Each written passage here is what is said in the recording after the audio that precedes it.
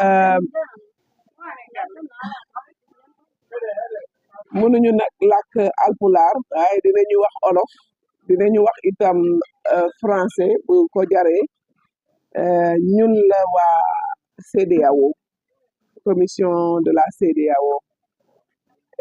plus particulièrement nag centre de la CEDEAO pour le développement du genre bi nga xamante ni moo nekk fii Sénégal CEDEAO teg ko mu nekk organisation boo xamante ni mooy liggéey lu jëmale jigéen kanam loolu mooy suñu liggéey ci liggéey boobu ñuy def ñu tànn ci nag liggéey ak jigéen ñi nga xamante ni dañuy yëngu ci diggante njënd ak njaay muy commerce ñuy liggéey ci domaine boobu di liggéey itam ci ñi nga xamante ni ñooy jéggi frontière di def liggéey boobu depuis daaw mën naa wax sax ñetti at ci ginnaaw ñu jóg nag ëpp na ñetti at sax mën naa ni 2007 ba léegi centre bi dafa jógoon di gëstu di xool yan jafe-jafe la jigéen ñi jàll frontière yi di am ci liggéey boobu ñuy def bala ñuy gën a sóobu ci waxtaan bi ñu def benn ngeen permettre ñu rek ñu présenter délégation bi nga xamante ni moo ñëw fii ci turu CEDEAO lan la CEDEAO def lan fan la CEDEAO toll ak lan la CEDEAO nar a continuer di def ci jàppale jigéen ñi nga xamante ni ñoo nekk ci jënd ak jaay ma commencé par man maa ngi tudd Salimata Thiam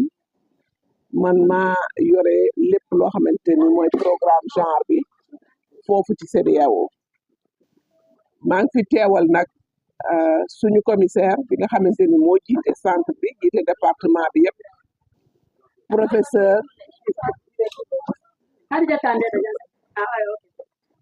maa ngi teewal fii professeur Fatou Sow Sarr commissaire bi nga xamante ni moo yore genre bi ci CEDEAO teewal fi itam madame Sandra Oulaté Fatou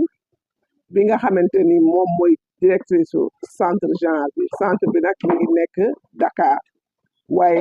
15 pays membres CEDEAO yëpp lay couvrir ngeen may ma rek ma jox parole sama naataango yi nga xamante ni ñoom la ñu àndal ci délégation bi ñëw fii tey Diaobé pour waxtaan ak yéen. donc man maa ngi yore ci centre bi wàllu jigéen daal ak koom-koom ak lépp lu jëm ci aaru yelleefu jigéen ok jërë ngeen jëf. Salam alaikum. Moi, c'est Ahmed Gouma. Je suis un expert en surévaluation. Merci. asalaamaaleykum mbooloo mi man maa ngi tudd Khadija Doucouré man consultante la économiste sama xam-xam mu gën a màcc ci entrepreneuriat féminin ak autonomisation économique des femmes merci beaucoup. 26 personnes ñoo composé délégation bi ñëw nii di leen waxtaan ak yéen xam naa ni bi kii di introduire wax na fi ñu jaar yëpp foog naa bi ñu jógee Dakar dañoo ñëw Gambie démb la ñu jógee Gambie ñëw fii tey bu ñu jógee fii tey am na yeneen étape ñuy defaat waaye bala ñuy sori nag ci waxtaan bi ñu fi dajale ma joxaat ko kàddu gi ñi nga xamante ni tey jii ñooñu dalal di leen di gërëm di leen sant bu baax ci accueil bi ñu jox leen ku nekk itam wax après nag CEDEAO xam naa soogo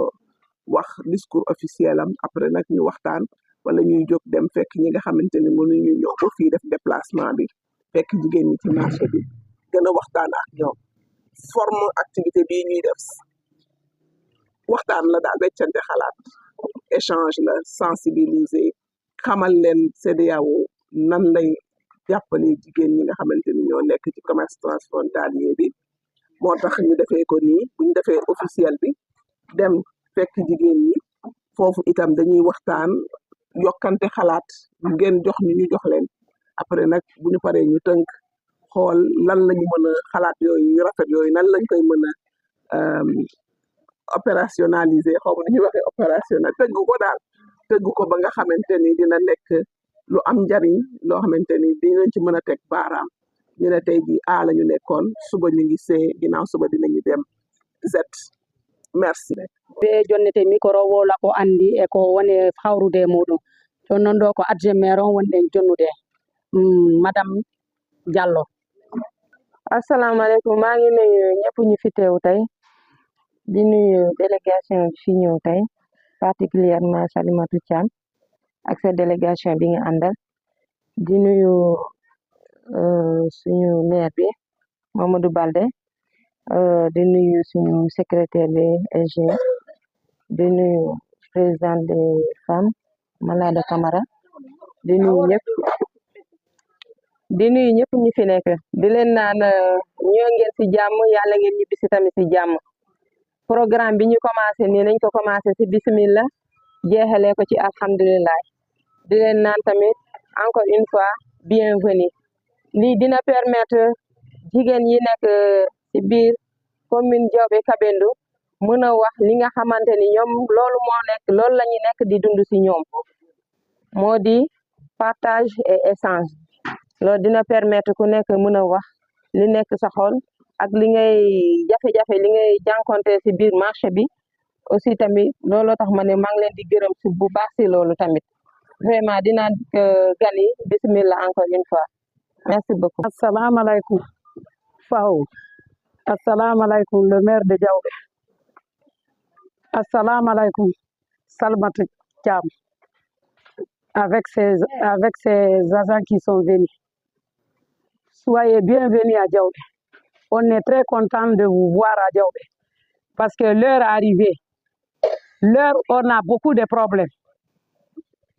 Maintenant, vous avez venu, vous avez trouvé que même aujourd'hui, on est en grève.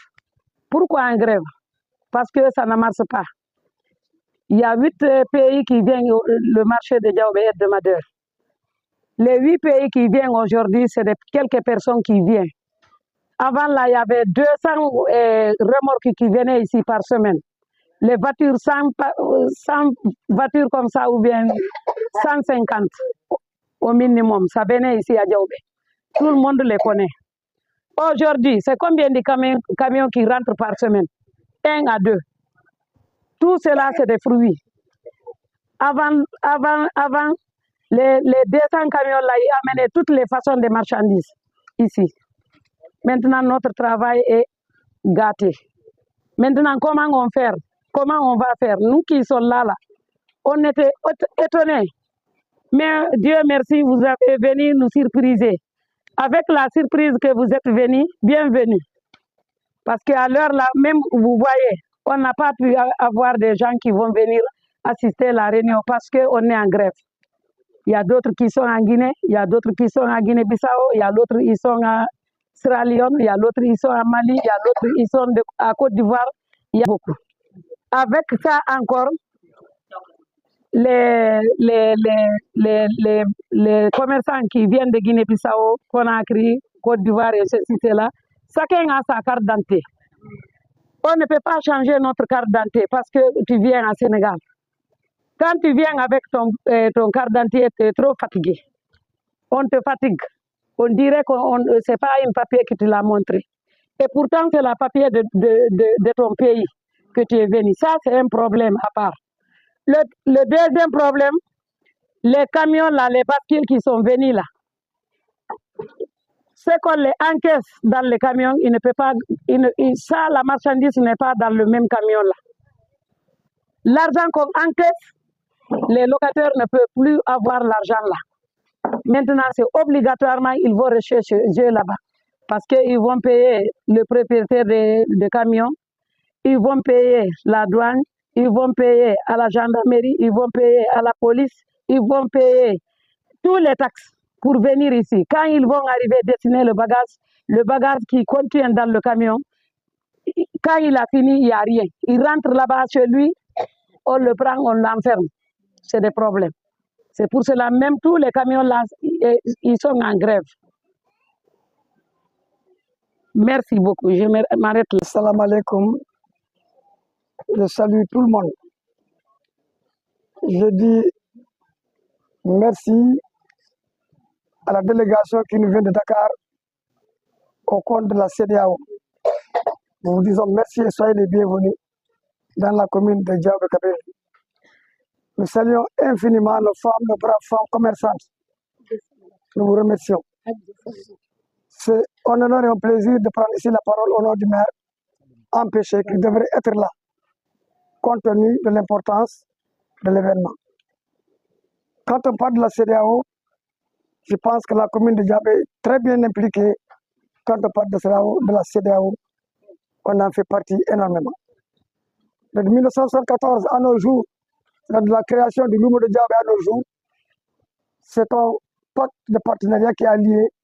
les pays limitrophes du Sénégal, parce que ce sont ceux qui ont développé le marché sous-régional de Diaobé. C'est grâce à ces pays limitrophes. Je vous nommer la Guinée-Bissau, la Guinée-Conakry, la Gambie, Sierra Leone, tous les pays limitrophes, les 7 pays qui sont là chaque semaine dans la commune de Diaobé-Kabéry. Malgré les difficultés au niveau des frontières. Donc,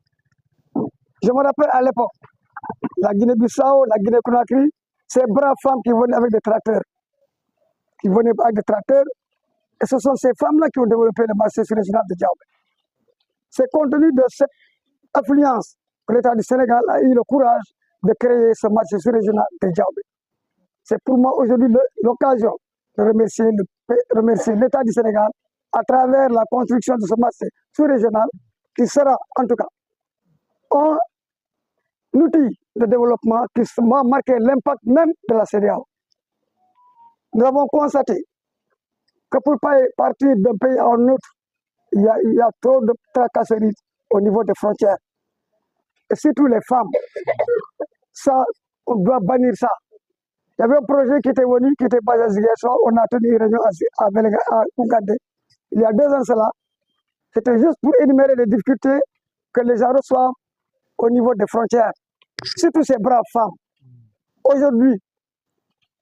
toutes les femmes du Sénégal, ce sont ces femmes qui travaillent mieux que les hommes. Ça, il faut oser le dire. Ça, il faut oser le dire. Une fois, je le dis, moi, aujourd'hui, tous les manquements de ma maison, ce sont ces femmes qui les complètent. À travers ces jardinages, à travers ce commerce. Donc, nous vous encourageons, nous vous félicitons. L'État, les États de la CEDEAO doivent réellement marquer ça. Confirmer qu'il y a CEDEAO. Mais quand vous quittez le Sénégal, vous partez dans un pays, on dirait que vous n'êtes pas dans un pays sous CEDEAO. Il faut que ça soit matérialisé réellement. Donc nous vous disons merci une fois de plus. Et seulement nous avons été surpris. Nous avons été surpris de la visite. On voudrait vraiment que la mairie soit informée à temps. Mais néanmoins, nous vous félicitons. Parce que le choix seulement à Diaobé, c'est une erreur. Donc nous disons merci et nous vous encourageons à continuer. Vous les experts de la CEDEAO, parce que j'ai entendu les présentations. Vous qui perdez votre temps à travers pour soutenir le genre, nous vous disons merci. En tout cas, les femmes, continuez. Et quand vous grèvez, c'est pour une cause commune. Quand Diaobé ne marche pas, le Sénégal est paralysé, la sous-région est paralysée. Donc, en tout cas, les pays limitrophes doivent atténuer les mesures sévères pour que vous puissiez faire le commerce dans de très bonnes conditions. Je vous remercie. Bienvenue ici à Diaobé. Je représente la police. Car la CEDEAO, vous êtes les bienvenus. Je pense que quand on entend des cris, on doit secourir. Et j'ai entendu nos mamans crier. Ouais, donc quand vous êtes là aujourd'hui, c'est un honneur envers nous. Quand on dit marché hebdomadaire, je pense que c'est le commerce. Moi, il y a les années que je viens ici à Diaobé, vers les années 2009-2010.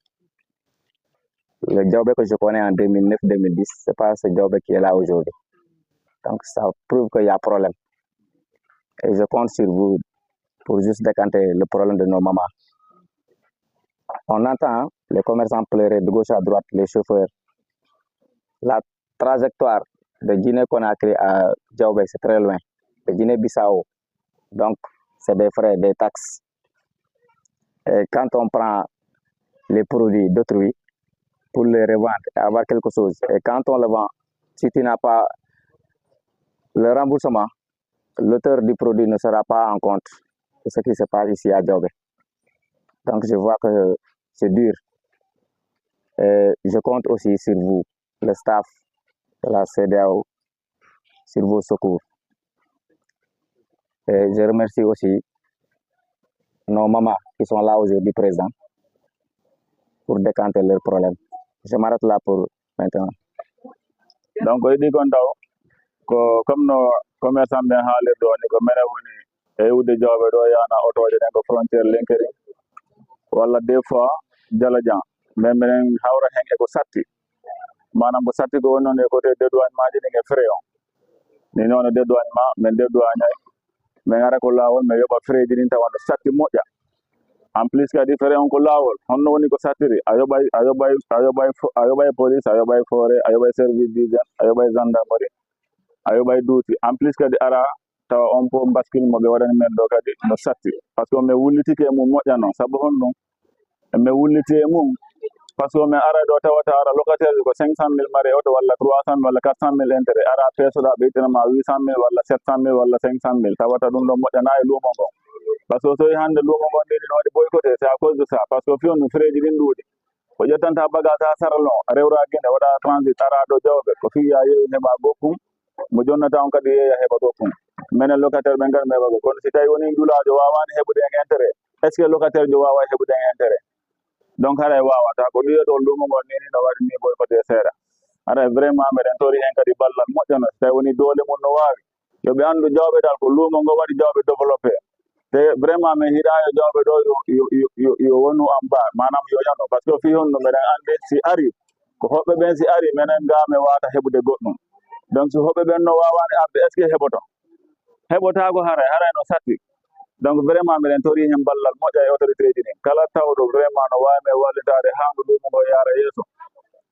minen de ko ɗum min hiiɗi haray kadi mbiɗen weltani on tigui moƴƴa haray ko ɗum noon ɓeyda hen seeɗa assalamu aleykum wawatade leen olof ma bantuwaat ci tuuti ci olof bi man tam nag pël la olof bi leeru nee na moom oto yi bu ñu ñëwee ba ci frontière bi moom mooy jóge fii dem ba ci frontière yi di jëli camion yi parfois day jëli ay 10 camions parfois 5 camions la daan jëli mais cette fois-ci amul saa ñaari camions yu muy jëli lu ko waral problème yi fi nekk bascule bi benn la autorité yi nag ñu baal ma douane benn la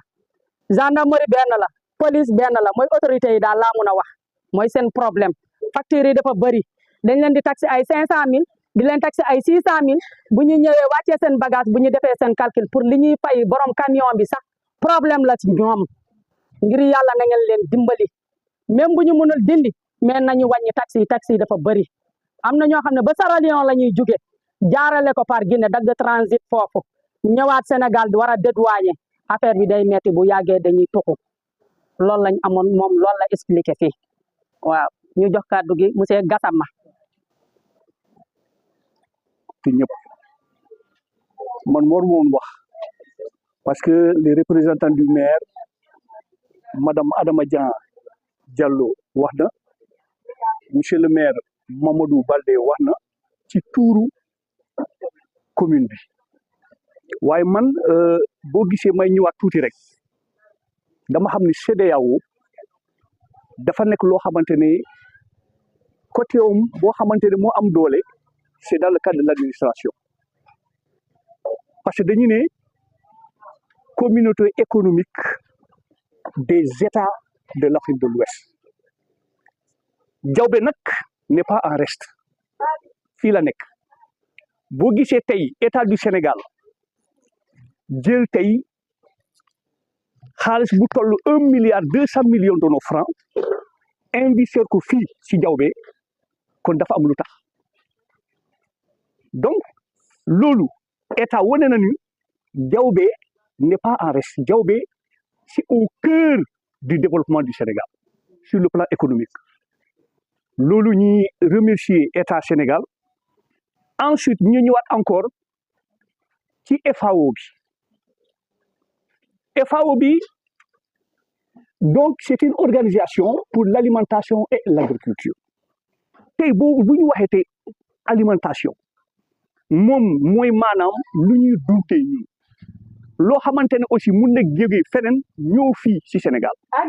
donc cette transaction bi man defe naa loolu dañ ko war a setal suñu diggante muy ñu nekk Guinée ñu nekk Sénégal ñun ñëpp benn lañu y a pas de différence la preuve ñii bu ñu fi jógee dinañ dem Tamba bu ñu jógee Tamba dinañ dem Guinée Bissau koy mooy maanaam fii y a pas de discrimination donc ñuy remercier état Sénégal remercier kilifa yi nekk fii tey monsieur le maire pour votre comment dirais-je information madame la directrice la commune de Diaobé-Kabendou précisément la mairie dirigée par monsieur Bambou Guirassy le maire et son équipe toute sa première préoccupation c'est quoi? C'est comment accompagner ces braves femmes commerçantes. Je crois que madame la commerçante ne va pas me laisser mentir. On est tout le temps ensemble pour voir les voies et chemins pour régler certaines difficultés que nous rencontrons tous les jours. C'est vrai,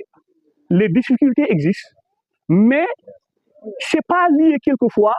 au local. Madame,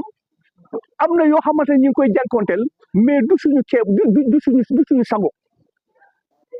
c'est des choses qui nous viennent donc obligatoirement il faut que ñoom ñu toog privilégier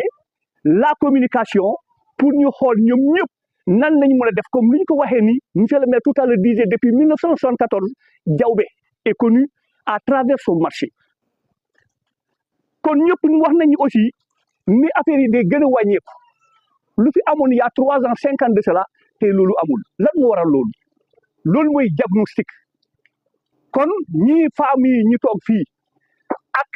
la mairie ak état administration bi sous préfet bi ak préfet ak gouverneur yi mun nañ toog xool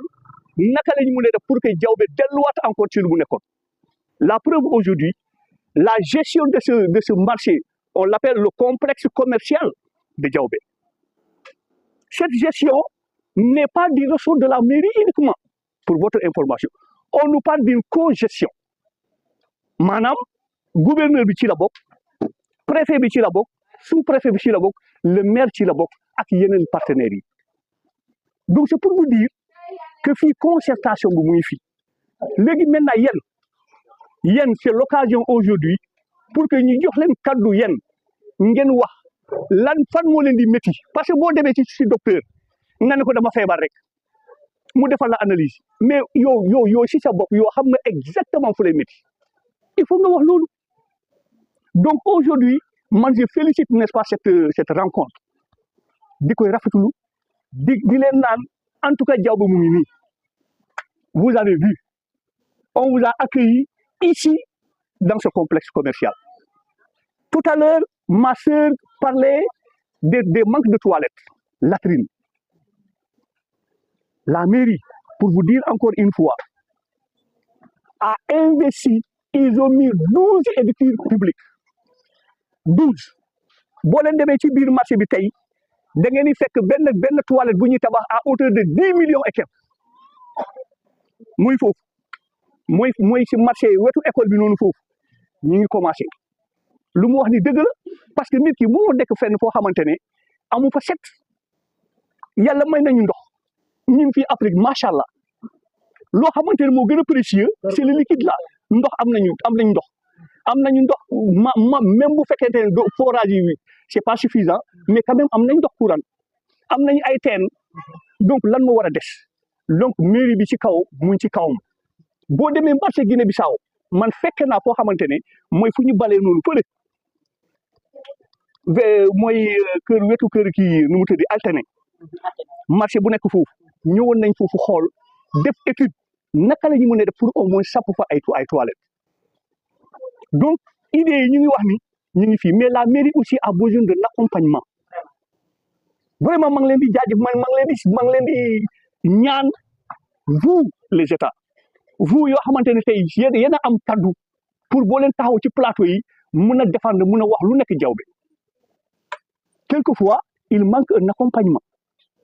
te loolu dañu ne souvent développement ñun ci ñun la war a commencer ànd naa ci boo déggee développement dafa am benn potentiel boo xamante ne kooku incontournable c'est le potentiel humain macha allah Diaobé am nañ ko aujourd'hui Diaobé on est à presque un peu moins de 40 000 habitants pour votre information un peu moins je dis bien de 40 000 habitants sur une superficie de 5 835 hectares donc ngeen xam ne fii waxuma sax surpeuplement waaye nit ñi ñu ngi fi macha allah kon bu ñu waree wax développement Diaobé war na nekk premier ci développement bi léegi lu muy wax nii man je me rappelle très bien monsieur le maire nekku fii ses adjoints sont là il y a cette cohésion pour que nan la ñu war a def pour que douane auto Guinée bu ñëwee nan lañ leen di yombalal taxi yi mais dafa am loo xamante ne personne ne peut aller au-delà des règles loolu moo fi nekk ñun bu ñu sañoon bu dee si mairie bi kese la kon tey xoolal kii wàññi nañ ko à zéro mais ñoom tamit dafa am loo xamante ne loolu la ñuy expliquer donc ñu ngi si kaw c'est pour vous dire encore une fois la mairie est en train d'accompagner n'est-ce pas ces braves femmes vraiment wax bi gudd na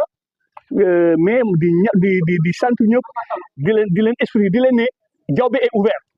la porte n'est-ce pas du marché de Diaobé est ouvert à tout le monde je vous remercie leli ɓeɗo kadi mi sikki hara ɓe faami oɗo wolani ɓe kon yakarna yen ñi tamit yen délégation yi dégg ngeen ci gasama ɗum leen wax yóbbante la am na keneen koo xam ne moom laa bëgg a jox wax bi mooy Agibou moom tamit moo nekk ci biir syndicat bi la nekk fruit yi buñ ko indee moom mu nga fa yore na fa magasin am na magasin boo xam ne wàcce nañ fa wàcce ay café ñii di wàcce ay diwtiir ñii di wàcce ay lem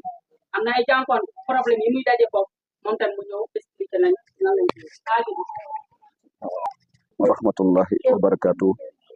musidɓe an jumɓe jooɗiɓe ɗo mi salmini mo kala inde mo yettore mo bon olofan on leera pande ko ɗum waɗi mi waɗa olof bon mi waɗa pulako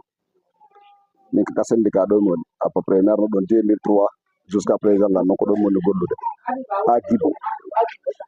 Agibou Diallo ko ɗon mi woni depuis 2003 miɗa ka syndicat ɗon ko ɗon mi woni gollude ko ɗon mi woni liggade ko ɗon mi woni heɓde ko mi wurnana fayɓe am ɓe mais miɗen jogii ɗon probléme ji gandanɗa hoore ma monsieur le maire no andi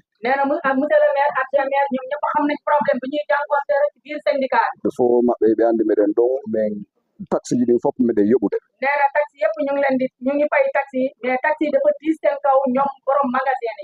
bon kono min ala dus min ala julirde min ala hay fus kantin hay fus waɗaka toon ko taw enen warantine diggi syndicat bi mooy ku jigéen ñi di jaayee yoon bale tamit waxoon naa ko parce que demoon nañ sur le terrain jigéen ñi ci naaj bi lañuy jaayee ñoom ak seen i fruit bon parapluie la ñuy wut loolu la ñuy teg pour ñu mun ciy toog bon si tawi woni yawri kadi otoje ɗen ɗi ari miɗen mari kadi taxe ji ɗi ɓe ittintamen ɗum ɗon fof miɗen ittude ala wonde probléme kono min ala heɓude komin faala kon ka syndicat ɗo nee na comme par exemple oto yi buñ leen fayee ko ci yoon bi ba ñu yegg ci biir syndicat bi fu ñu war a wàccee seen bagage autorité yi tamit dañuy ñëw ñu ne balaa ñuy ubbi buntu oto yi ɗum ɗon kadi ɓe ara ɓe nayi ɓe yóbbu parce que fu ñu nekk amuñu fa jàpp même buggee julli wala buggee jàpp amuñu fan la ñuy jàpp fu ñuy jullee dañoo ñaan yéen may leen jàpp fu ñuy jullee ak fu ñuy jàpp joni haɗa ɓeɗen tori laamu ngu nee na ñu ngi ñaan autorité yi ɓay ko kamɓe laami kon ko ñoom ñoo jiitu ko allahu waɗi ɓe yeeso yàlla moo leen def ci kanam mbiɗen tori kadi allahu ɓurtuɓe wadde yeeso yàlla na leen yàlla def ci kanam yoɓe wallu men ɓen heɓa ko men ko haana ko juɗɗo haani wondude e mum ko lépp loo xam ne nii nit yelloo na ko ci li ci dem ci toilette ak jàppa fu ñuy jullee ñaan na leen ko ngeen jàppale leen aɗa ko ɗon men tori men jeeɗi nee na ñoom loolu lañ am luñ ñaan wona o pom bascule kadi nee na pom bascule bi tamit ɗum ɗon no soñji men moƴƴi nee na sonal na leen trop aray ɗo min yoɓa taxe ji ɗin tawa no satti ha nee feƴƴiti na taxi dafa mel ɓe jokkita men kadi nee na dañuy autorité yi dañ leen di topp ba ci biir syndicat bi aussi donc si ɓe jokkiti men kadi nee na buñ leen toppee tawa kadi taxe on ha yi satta ɓenna mbeɗen dogude hara ala ka dogede nee na ba léegi taxi day gën a nekk ñu ne parce que dañuy naan chauffeur yi dañuy dévier bascule bi wala dañuy daw bon si parce que dawuñu don hara men dogade nee na dawuñu si on noon iwi ɗo mo dipa ara nee na bu jugee foofu luy ci paa Dipa tamit ñëw on noon kadi si ari nee na kooku tamit bu ñëwee ɗum ɗon kadi ko taxe feere kooku tamit beneen taxe la bon ɗum ɗon fof haray nawonde haray hino no weli men kono ko men sa heɓal ko faalaɗa ko faalaka heɓata nee na du question de leen neex mais kon ko amuñu pexe ñàkk pexe la joni aɗa ɓe tori jeeji laamu ngo nee na ñu ngi ñaan waa APAO ak CEDEAO miɗen tori monsieur le maire nee na dañoo ñaan monsieur le maire e abge makko ak adjoint maire yoɓe wallu men saabi Allah e nelaɗa ko ngir yàlla gene ɓe hentinana men syndicat ji ɗi nee na ngeen defar dimbali leen mun a liggéey ci syndicat bale syndicat konko syndicat confit foppo ala tawata tigi tigi on organisé no woɗi nee na amul fenn koo xam ne organisation am na bon haray ɗum ɗon ko ɓen tori jeeji laamu ngu nee na day ñaan yoon yoɓe wallu men saabi Allah e nelaɗa makko haray haalallanata haray assalamu aleykum wa rahmatullahi wa barakatuh nee na mu ngi wax communauté Bissau inde am de ko Fodé Balde nee na turam mu ngi tudd Fodé Balde noon fa joni noon voilà ke kisali anos fijuɗi guine kisali commerçante mi jeeri kitaɓay toma scalaɗana Bissau pati silina commune ɗi jawɓe kaɓe ɗo pour lema ke taten na frontiére kila ko isakunos li aos hande enen o ko woni probléme meɗen o ko CEDEAO e FAO caɗele gonɗe e frontiére jeeɗi par ce que a jogoto carte CEDEAO comme o am carte ɗo jaha ɗo takku jala joɓa ɗon temennayyi sigo mo adde guine Bissau jaharo ñaɗɗa o joɓoyaɗo temennayyi natoyaɗo Bissau a tawa ɗo e tuma yettoro gaabo an tawa ñaami guluuje ɗiɗi CEDEAO ko haala e kayɗi kono liggoraka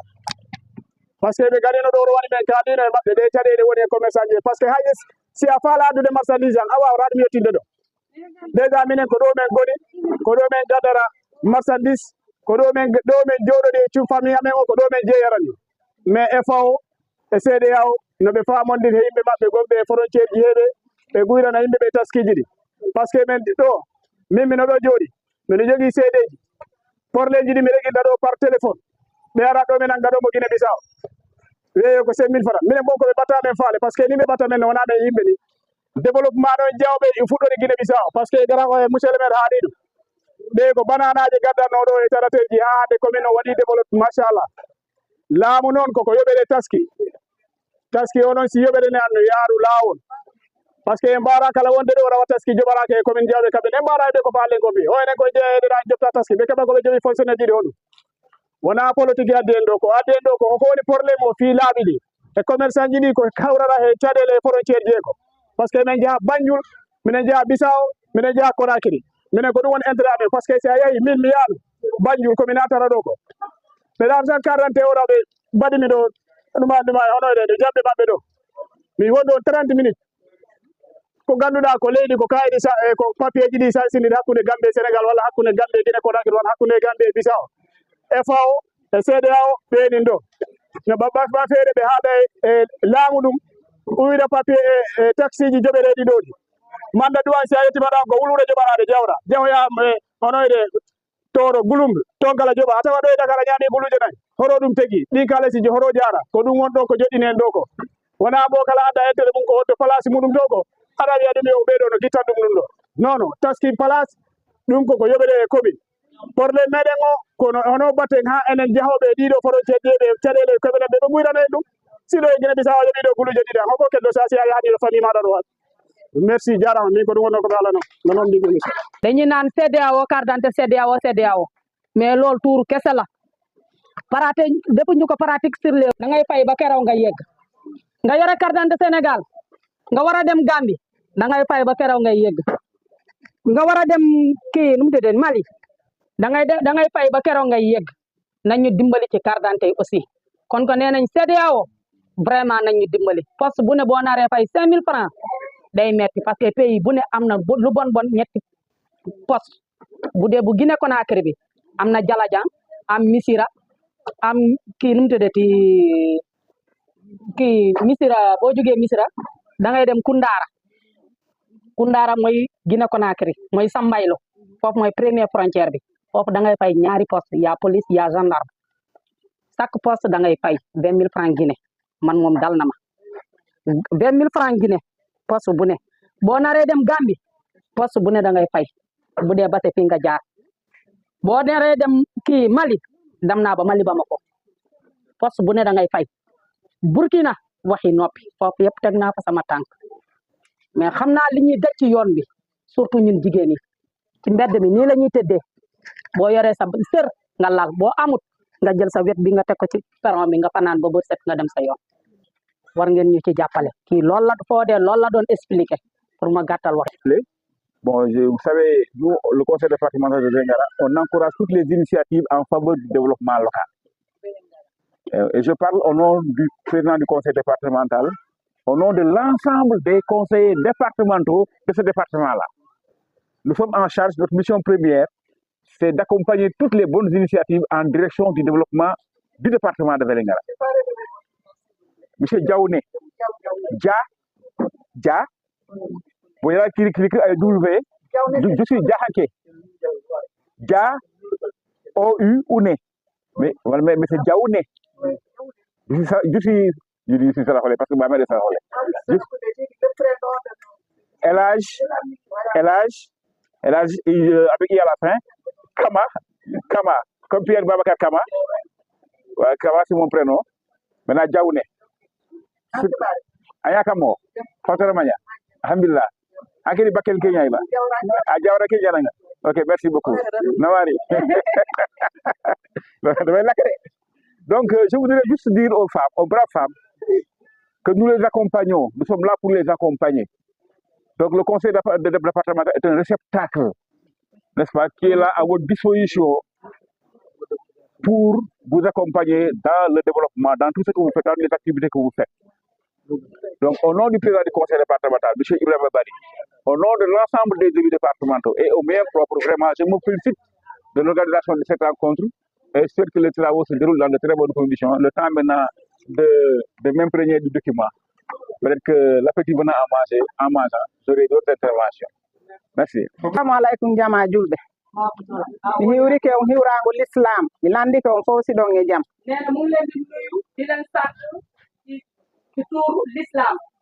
mi hiwrike CEDEA on kadi mi landike siɓe e jaam minen ga alhamdoulillahi miɗen e jaam mi hiwrike on mi weltanike ɓe koɓe anditi fi amen ko minen julaɓe eɗe welti moƴƴano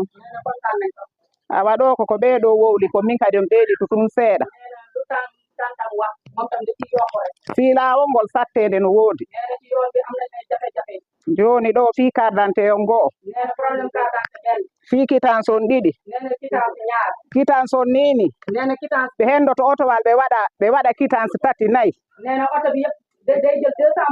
joni e nder on quittance komo ara ɗo sooda fiifa ɗiɗi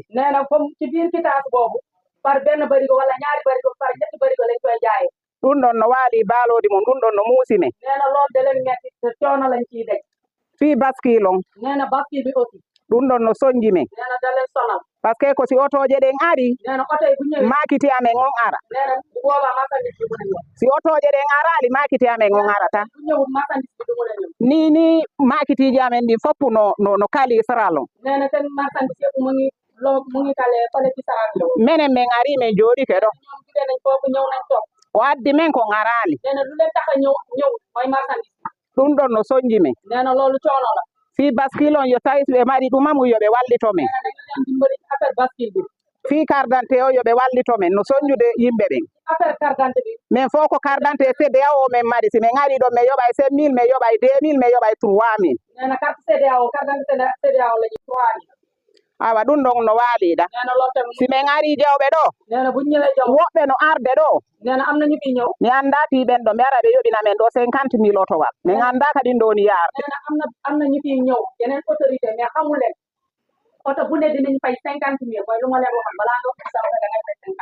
awa ɗum ɗon no waaliɗa ɗum ɗo kadi fi locataire ɓe ɓen minen si ɓen arani ɗo haray luuma men ngon boni haray ngo boni fes ila 2002 min milan ɗo mbiɗa wadde ɗo yaha ara komi yii Sénégal hikka kon e nder luumo jawɓe ngol mi yiya ɗum ha hande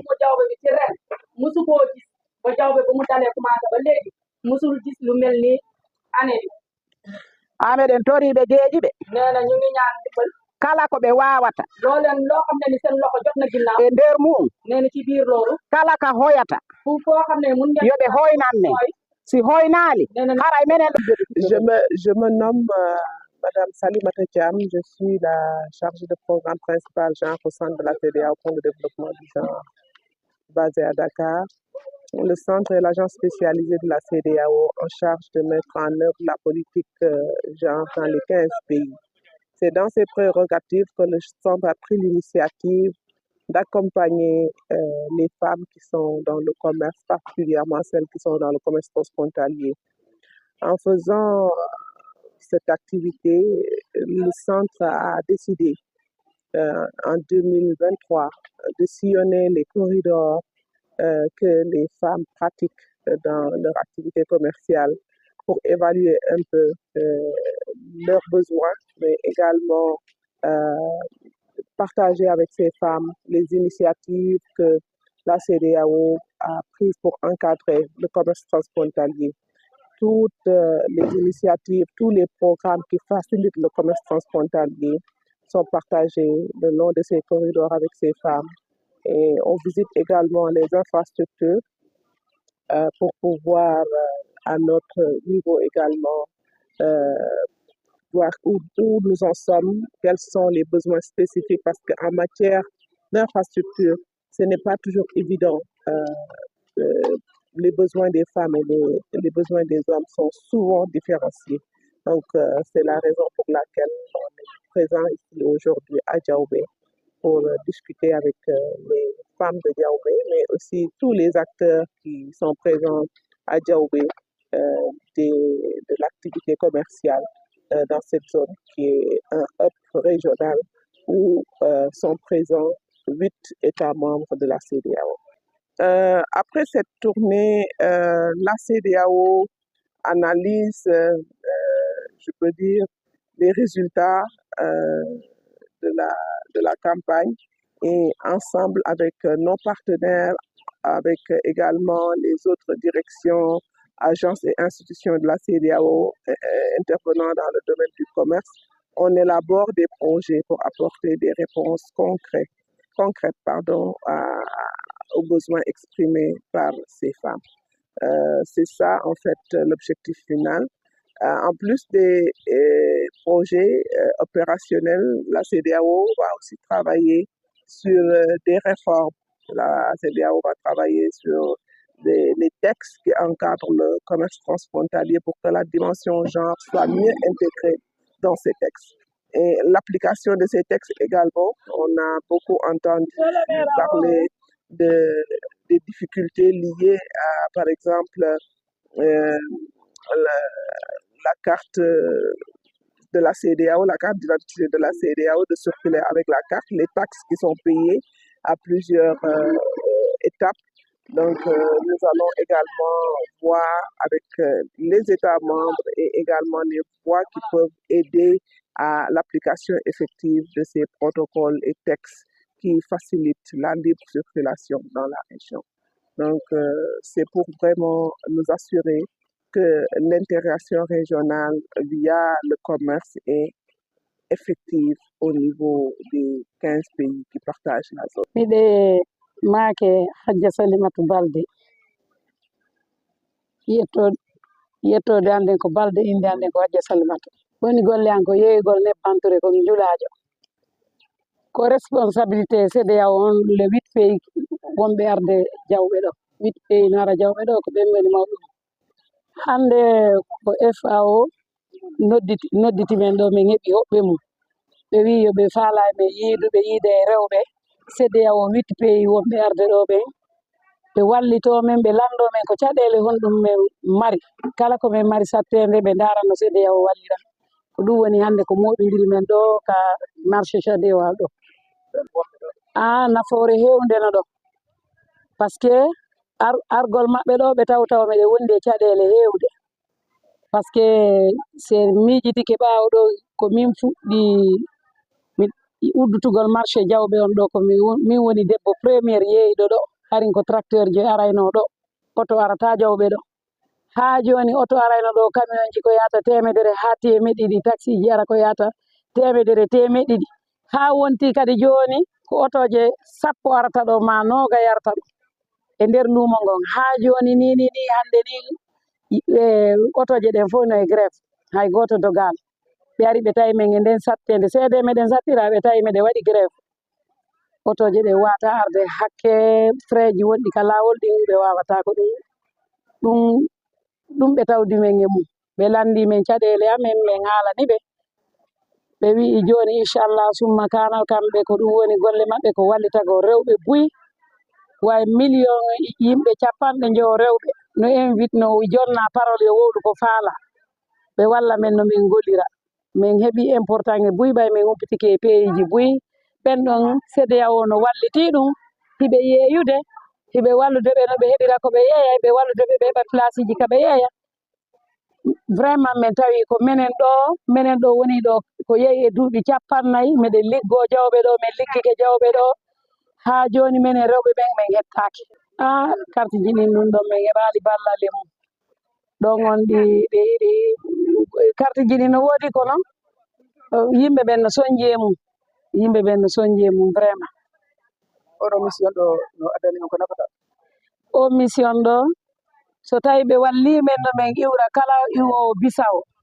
iway toon arda no haaniri no annda no woodi kon tigi wawi yoɓde droit ko wonɗa yoɓde mais koko feƴƴintini keerol ngol kon ɗum ɗon woni soñdia si tawi iwowo Gambie on aray ɗo e hoore newende iwowo Guinée Bissau on ara e newende iwowo Guinée on aray ɗo e newende iwowo Mali on ara e newende mo Saralong on ara e newende minen si ɓeeɗo arani haray ala ko min huwa ga si CEDEAO on aral ɗo haray luumo ngo maayi ala ko min woni gollude